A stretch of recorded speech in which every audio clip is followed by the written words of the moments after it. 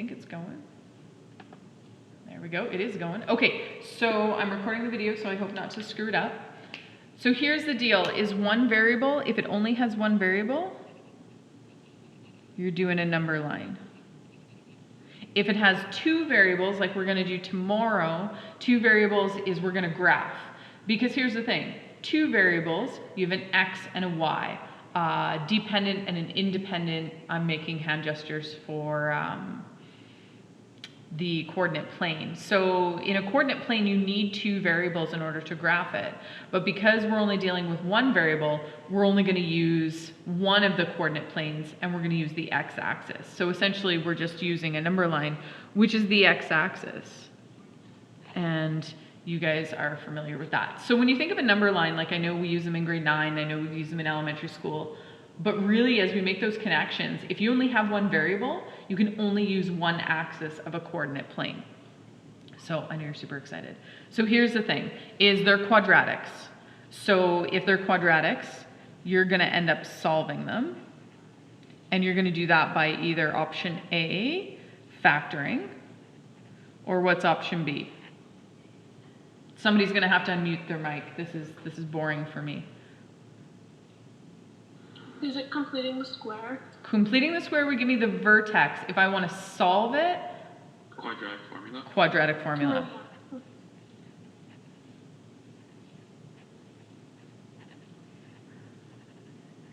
Okay, so if you're going to solve that, because an inequality is like an equal sign, it has that statement factor. So you can go ahead and you can either factor or use the quadratic formula. Okay, so in order to do either of those, your inequality has to be set to 0. Those are the same rules that we use every time we factor or use the quadratic formula. Okay, you must factor or use sign analysis to solve the inequality. There's no graphing in this, because if you look down here, there's no y. There's no y, so I can't graph it. Same sign analysis as from graphing rational functions. I don't think we did sign analysis, but we're going to talk about it. Sign analysis is just deciding if something is positive or negative. We do it all the time when we go to do checks. It's like we don't bother doing the math, but we say, hey, if we put a 0 in here, this inequality is true. So that same thing kind of that we did yesterday, that test point, you're going to be doing test points again. So maybe sign analysis isn't the right word. Maybe we'll do test points. Okay, so steps to solving a one variable inequality. Solve for the roots, and remember that roots are just your x-intercepts. Or, what's the other word for them? Do you guys remember? Roots, x-intercepts, or zeros of the function. So all three of those things mean the exact same thing, and you get to them the exact same way. You either factor or use the quadratic formula. Okay, so remember yesterday we did solid lines and dashed lines. Because we can't graph this time, we still have to say whether that value is included or not included. So a closed circle means that it includes that point. So those would be your less than or equal to or your greater than or equal to's. An open circle you would use when it doesn't include the point, so less than or greater than. So if it has the equal sign, your circle is closed. If it doesn't, your circle is open. Okay, so an open circle just not filled in. You're going to pick some test points and you're going to substitute them into the original equation and you're going to state the solution. That's it, easy peasy. State the solution on number 9. Okay, here we go. All right, so let us solve this one. Are we going to factor it or are we going to use the quadratic formula?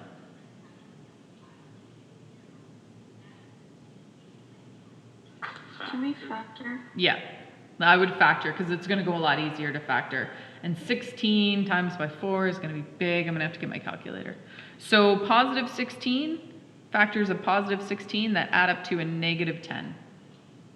Negative 8 and negative 2. Negative 8, negative 2.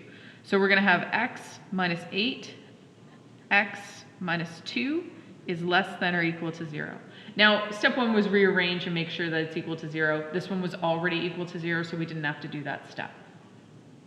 Okay, so if we were going to solve this, so now let's just go ahead and solve. So this would be x is equal to 8 and x is equal to 2. Right? You guys would agree with me if this was just an equal sign, those would be my answers. All right, okay, I'm going to assume that everybody agrees with that. Okay, I don't want you to get fancy with your number line. Things don't have to be equidistant, but they do have to be labeled. And as you can see, I picked some critical points. I don't even need this 0. I always put a 0 on. It's just a bad habit, I guess. Not a bad habit, it's just a habit. Okay, so my points are going to be at 8 and 2. The question is, are they open circles or closed circles? Open circles or closed circles, people? Closed circles. Closed circles because of that, because of the equal sign. So that's telling me that I'm going to have a closed circle. Okay, my purple looks exactly like my blue, so I'm going to grab my red. All right, so that means I'm putting a closed circle at 2 and a closed circle at 8. So if we were doing just a quadratic equation, we'd be done. Those are our 2 answers. But we have an inequality now. So now what we have to do is we have to pick some test points. So we're going to pick test points less than 2, greater than 2, and greater than 8. So somebody give me a point less than 2. 0. Beauty, beauty. So, ooh, that's supposed to say test point. All right. So my test point when x is equal to 0, so I'm going to substitute that back into the original. Oh, I was looking at the screen and trying to circle that, and that's what happened. So I got 0 squared minus 10 times 0 plus 16 is less than or equal to 0. So 16 is less than or equal to 0. That is false, right? You guys would agree with me? 16 is not less than 0. Okay, so Yes. thank you. So I'm going to pick my next test point that's in between these 2.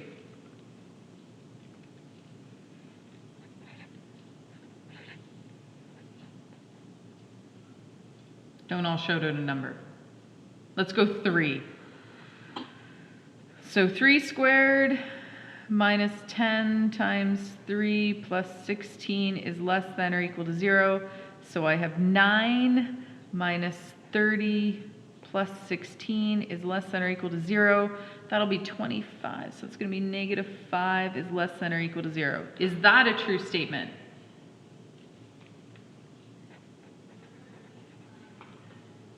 All right. Yes.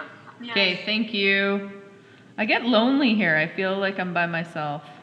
Oh. So my last test point, x equals, it's got to be greater than 8. 9. Perfect.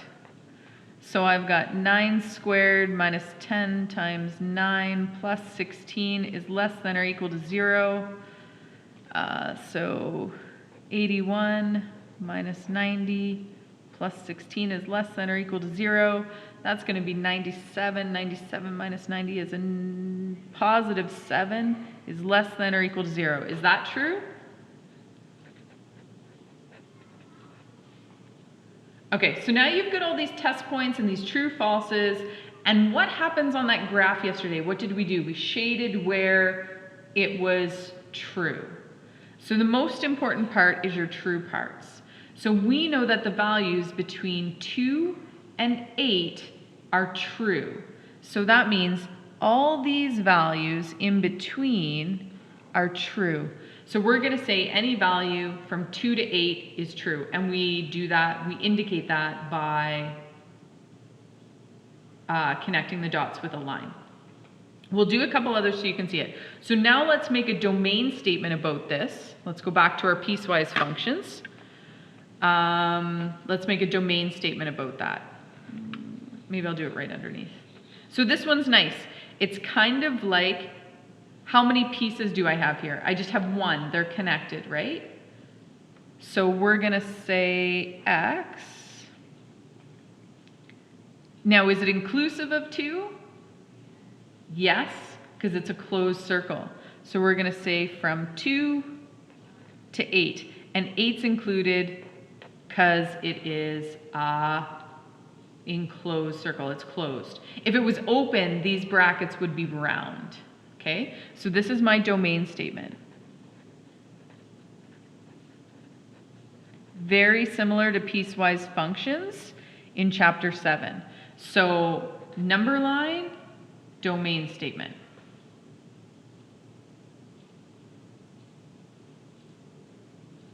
Okay, all right. Everybody get that copied down? All right. Yeah. Thank you. All right. I'm not here by myself. I appreciate that. Okay, look at this. It's already equal to 0. That's nice. Is everybody good with that? So I'm looking at this and I'm thinking, oh, I want to factor it because it seems like it should be nice numbers, but I'm not sure. Oh, and crap, it's got a negative in front of it. This is just a terrible. Can we move it to the right? Yes, let's move everything to the right. So remember that we're moving everything. So what we're doing is we're adding an x squared, we're minusing a 3x, and we're minusing a 10. Now normally you never ever have to show me that. But the reason why I'm doing that is so that you remember that when you move stuff, you are not dividing. So the inequality doesn't move, like it doesn't switch. It's only when you divide by the negative, okay? It's not when you add or subtract things to the side. So I'm just writing that. You don't have to show that to me when you move them around to the other sides. I'm just stating that so you know not to switch the inequality. Okay, so this one's nice and easy.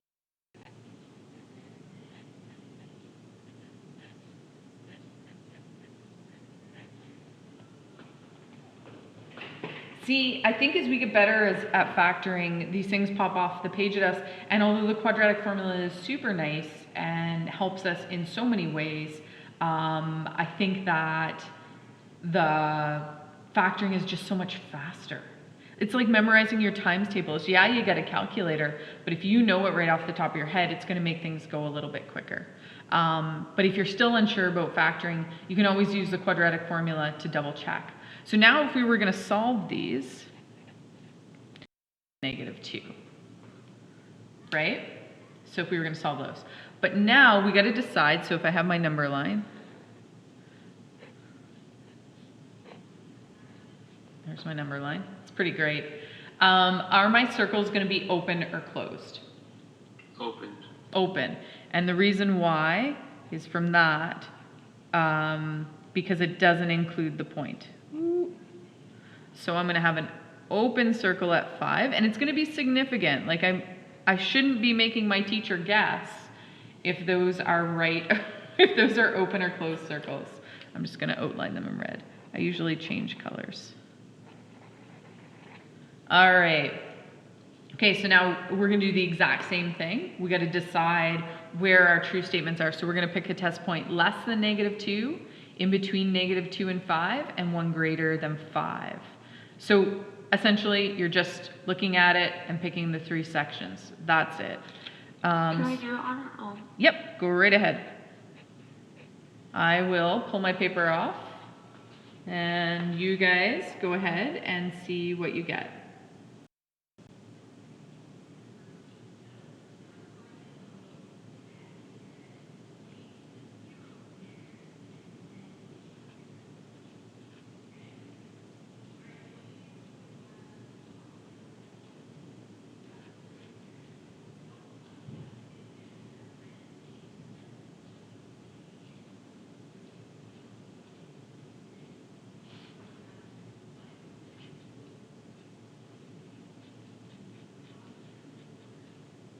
I can't pause the video, so there's going to be like this long lull in the video where nothing's happening.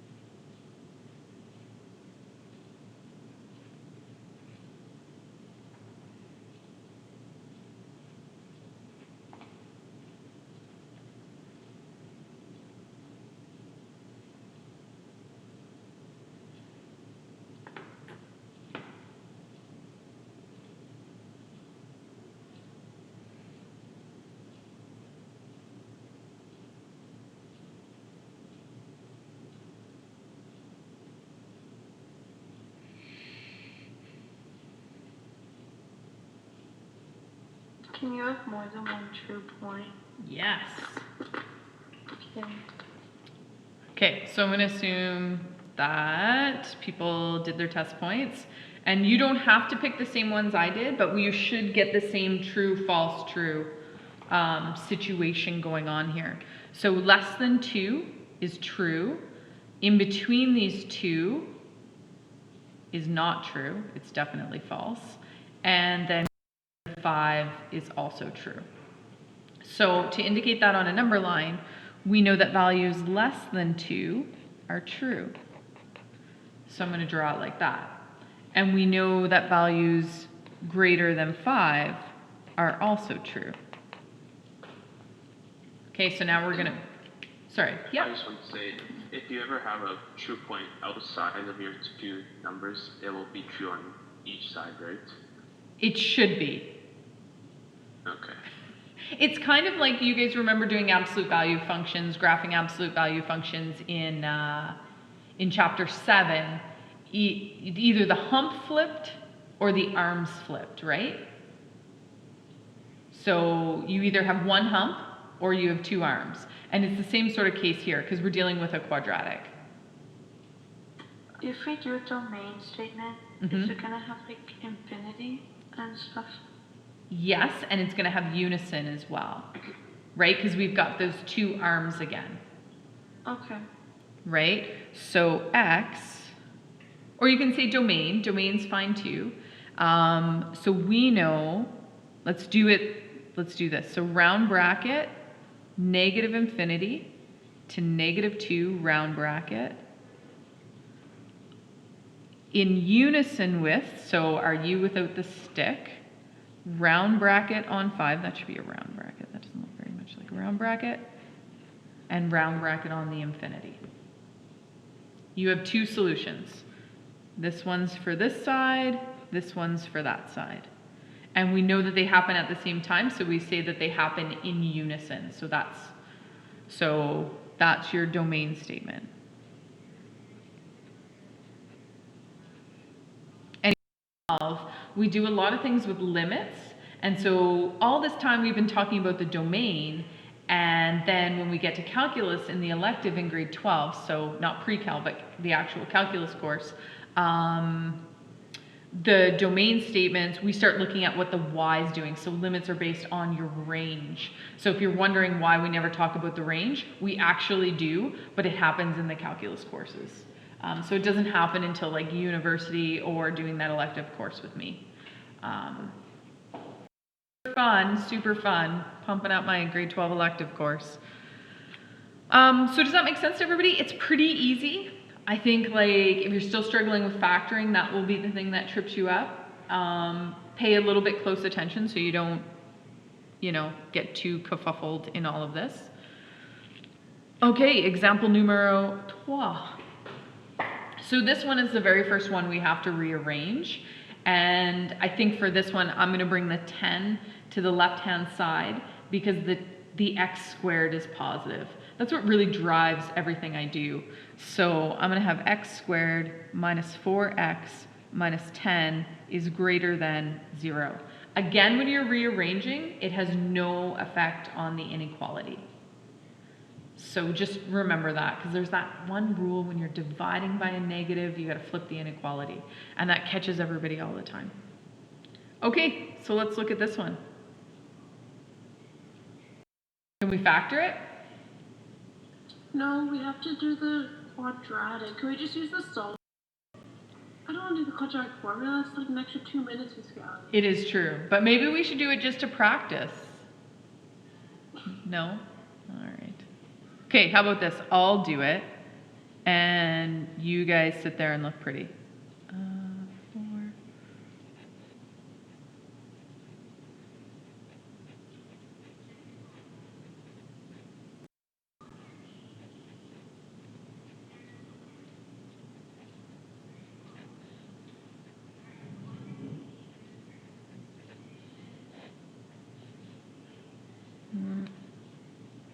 I'm not using an erasable pen, and it's messing with me.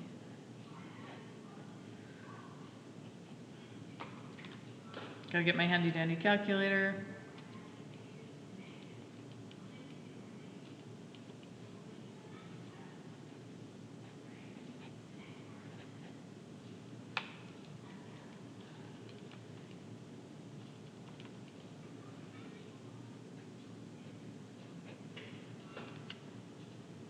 All right, so a lot more work to do my quadratic formula, and hopefully I did it all right.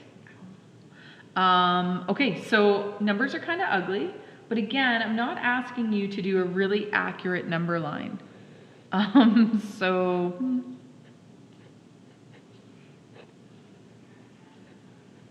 It's more about those test points and that domain statement. This is just to help you give a visual. And I am going to ask you to put the solutions on a number line and give the domain statement. So I'm going to ask you to do both. So you can't just, like, some people don't need the visual, and they're like, oh, can I just put this down? And although I'd love to say yes, you need to be able to do both. All right. So open or close circles at those points. Open. Open. Open.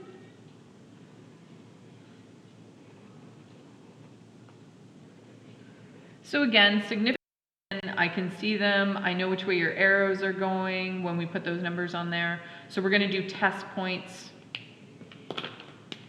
So I'm going to pick -2 for my first one. And then for my second one, definitely 0. And then for my third one, I'm going to pick 6. Those are the ones that I'm going to use. And again, I'm always substituting into my original. I'm going back to what I've got.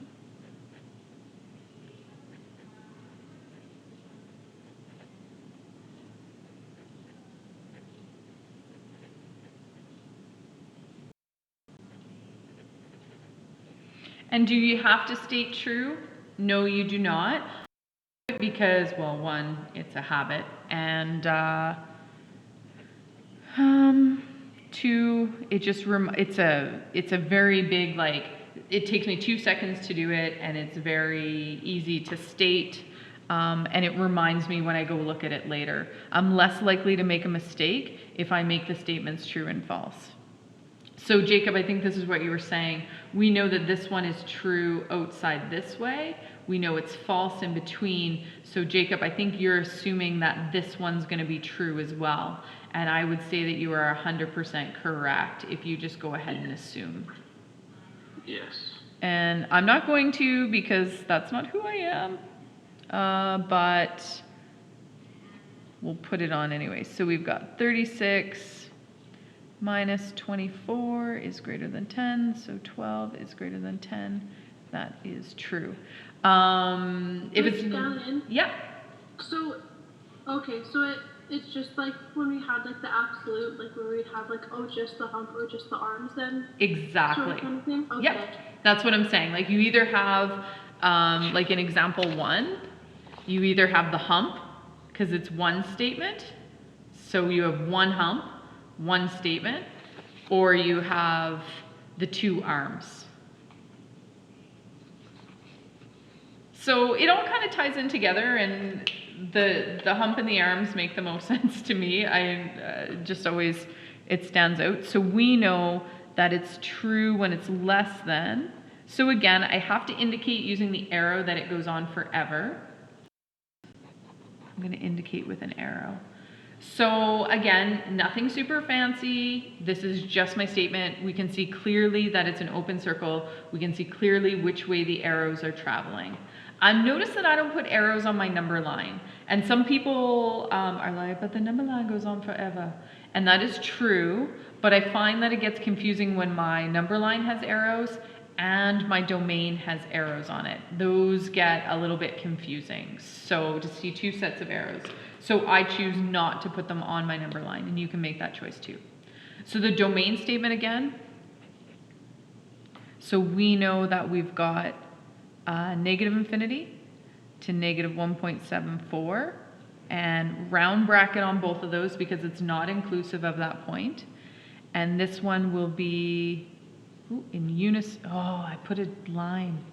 Jeez Louise. In unison with 5.74, round bracket, because it doesn't include that point, to positive infinity. Statement for that one.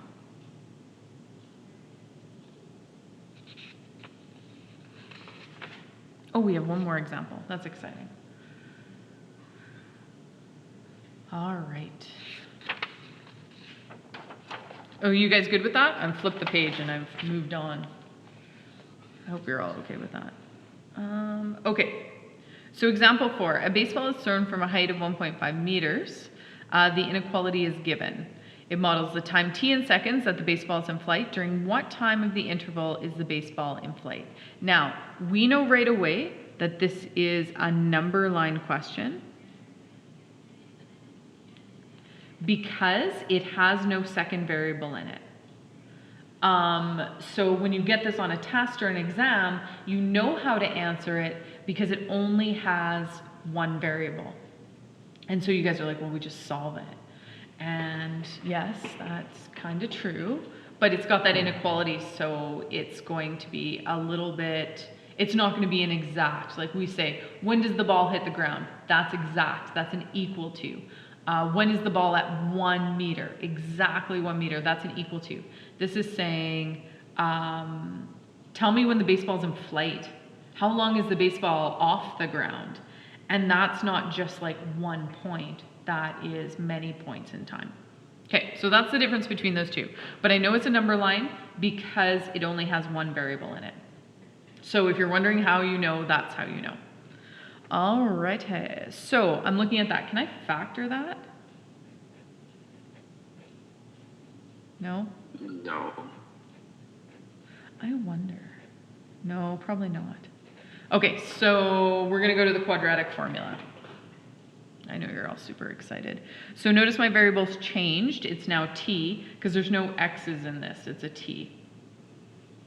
So we're going to have negative 17 plus or minus 17 squared minus 4 times a times c all over 2 times negative 4.9. All right.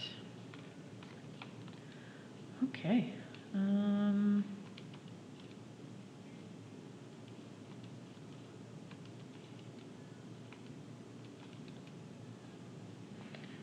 So t equals negative 17 plus or minus the square root of 318.4. Negative 9.8 seem familiar to anybody? 9.81, does that seem familiar to anybody? No? You guys don't believe in gravity? Oh. Oh, I love it. I miss you guys. I wish you were here in person.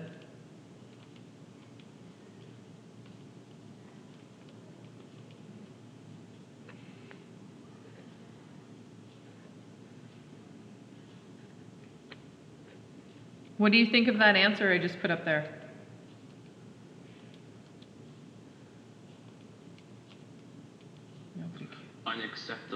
How come it's unacceptable? Because it's negative time. Nice. Okay, good. I'm glad you saw that.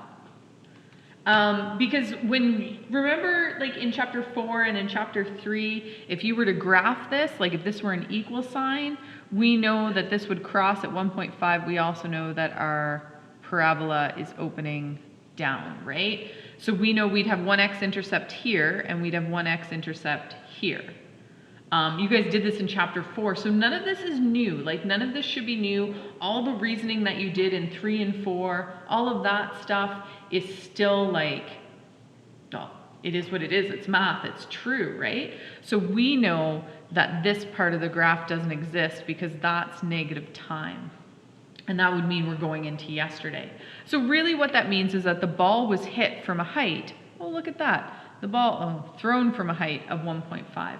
So we know that the journey starts for the ball at t equals 0. So really, this is a does not exist, right? And so that's all. So would we reject the negative one and our answer would be the 3.5? Not yet. So remember that we're on a number line and remember that we have an inequality. So yes, you can go ahead and reject. You can go ahead and reject that, but you know that your number line is going to start at 0. That's really important. So it's using that, it's not good enough just to be able to calculate the math.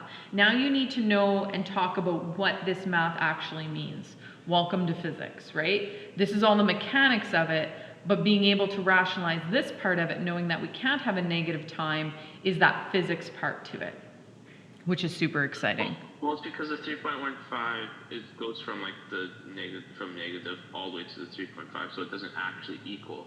Right, exactly, yeah. So I'm going to have 2 points on my number line. It's going to be a 0, and it's going to be 3.55. So we know that time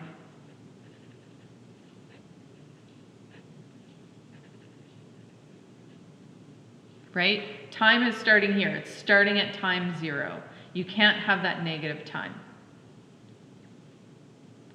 All right, so here we go. Open or close circles at these points?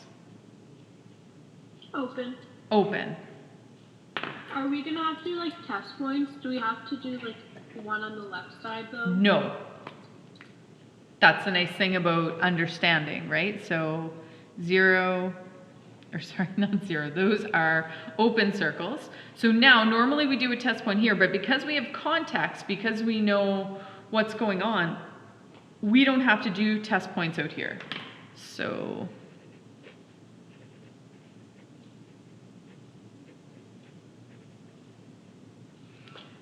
we know that we can't have a test point to the left of 0 because that would mean we're going into negative time. And we just said that negative time does not exist.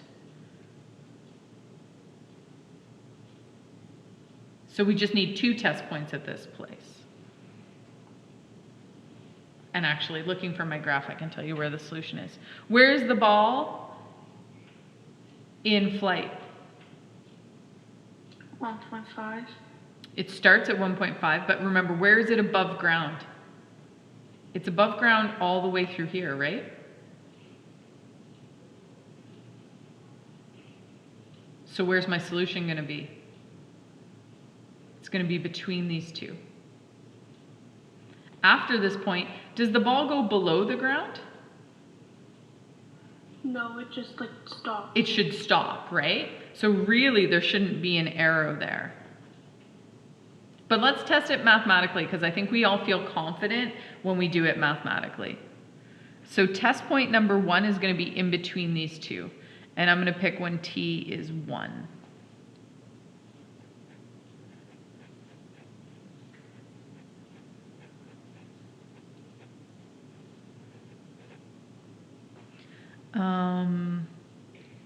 Like, here's the thing also, I don't really care what the number is, I just know that it's bigger. So this is going to be 13.6 is greater than 0. That is true. And then my second test point, I'm going to pick, we'll do 4, because that's on the other side of that. And order of operations really does matter. So please make sure that you are, like, if you're not getting the same numbers as me, I know some of you, I know that, like, I know I'm talking fast, I know I'm copying fast, you guys are trying to get it done, my hand's covering the page, like, I totally get all of that. So take the time later and just make sure that you're getting these numbers. So when I'm putting this in my calculator, I'm squaring this first. So I'm going to have 16 times negative 4.9. And then plus 17 times 4 plus 1.5.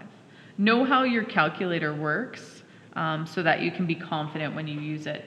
And for those of you who have graphing calculators, I hope Santa brought you a scientific calculator, because you are only going to be able to use a scientific calculator next year.